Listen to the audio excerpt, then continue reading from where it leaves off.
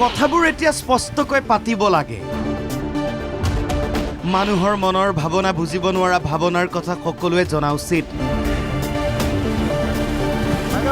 আৰক্ষীৰ পৰা সংবাদকৰ্মী পৰিয়াললৈ সকলোৰে হাৰাশাস্তি শুকুৰবাৰে দিনৰ 11 বজাৰ পৰা নিখোজ হোৱা বুলি খবৰ ওলাইছিল গুৱাহাটীৰ শিক্ষয়িত্ৰী ভাৱনা শৰ্মা তাৰ পাছতে কেইবা ঘণ্টা জোৰা এক শ্বাসৰুদ্ধকৰ পৰিৱেশ সংবাদ মাধ্যমত খবৰ ওলাল দৌৰাদৌৰি লাগিল গুৱাহাটী আৰক্ষীৰ মেঘালয়লৈ নিলে নেকি কোনোবাই ক'লে পশ্চিমবংগৰ দিশেও নিব পাৰে কাৰণ খবৰ ওলাইছিল উবেৰৰ পৰাই নোহোৱা হোৱা বুলি উবেৰ চালকৰ প্ৰতিও অসমৰ ৰাইজৰ অনেক প্ৰশ্ন সন্দেহ ঘনীভূত হ'ল কিন্তু পিছদিনাই স্পষ্ট হ'ল কোনো অপহৰণ কোনো অপৰাধৰ বলি হোৱা নাই স্বইচ্ছাই শ্বিলঙলৈ গৈছিল ভাৱনা শৰ্মা পোলো টাৱাৰ হোটেলৰ তলত ওলাল সন্ধান মানসিক অশান্তিত হেনো ভুগি আছিল তেওঁ ভাৱনা শৰ্মাৰ কোনো ধৰণৰ অপহৰণ হোৱা নাছিলে ভাৱনা শৰ্মা উইলিংলি এটা বিশেষ ব্যক্তিগত কাৰণত কোনো পৰিকল্পনা নোহোৱাকৈ মানসিকভাৱে খুব হতাশ হৈ তাই নিজৰ ইচ্ছাত তাই ঘৰৰ পৰা ওলাই আহিছিলে আৰু ডিউৰিং ইনভেষ্টিগেশ্যন আমি এভিডেঞ্চ আমি পাইছোঁ যে টাইমলাইনটো এনেকুৱা তাই ৰাতিপুৱা ঘৰৰ পৰা ঠিক 10:30 বজাত এখন ৰেপিডো লৈ আহি তাই AC পইণ্টত নামে নিজেই তাই AC পইণ্টত বাইকৰ পৰা নামি তাই বাইকক পইচা দিয়ে তাৰপৰা তাই খোজকাঢ়ি খুব বেগাই গৈ জালুকবাৰী ATMত সোমাই এভিডেঞ্চ মৰ্মে তাই ATMৰ পৰা 7,000 ৰুপিজ উইথড্ৰ কৰি তাই আমাৰ ASTCৰ বাছ এখন লৈ ডাইৰেক্ট জালুকবাৰীৰ পৰা পল্টন বজাৰলৈ ৰাওনা হয় আৰু পল্টন বজাৰত তাই নামি তাৰ পৰা শ্বিলং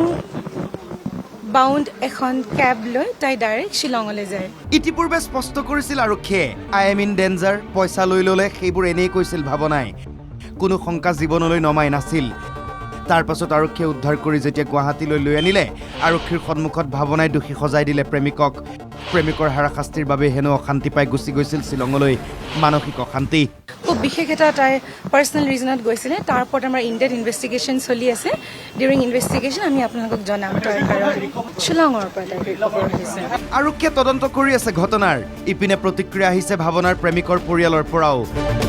শুকুৰবাৰে খবৰটো পাই ভয় খাই পিতৃলৈ ফোন কৰিছিল ভাৱনাৰ প্ৰেমিকে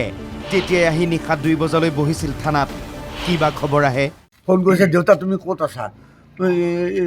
মইতো অফিচত আহিলোঁ বাবা কিবা এটা কামত মোৰ মেডিকেল বিল এখন চাবৰ কাৰণে ইছ ৰাম মইতো ভয় খাই গ'লোঁ কাটি হ'ব দিয়া নালাগে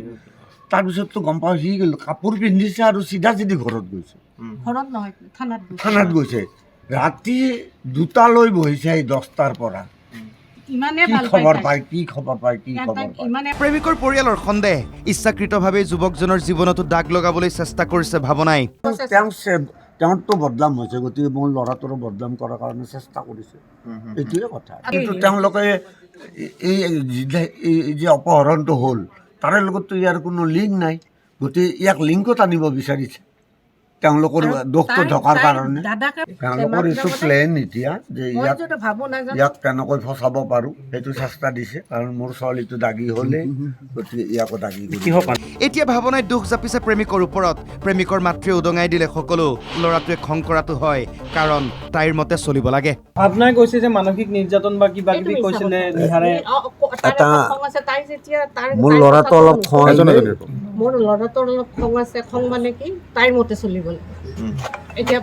ইয়াৰ এটা পাৰ্চেণ্টি আছে তাই মাকক খুব ভাল পায় প্ৰথম দিনাখন যাওঁতে মাকে অভদ্ৰামী কৰিছে মই যে সঁচা কথা কৈছোঁ খোলাখুলিকে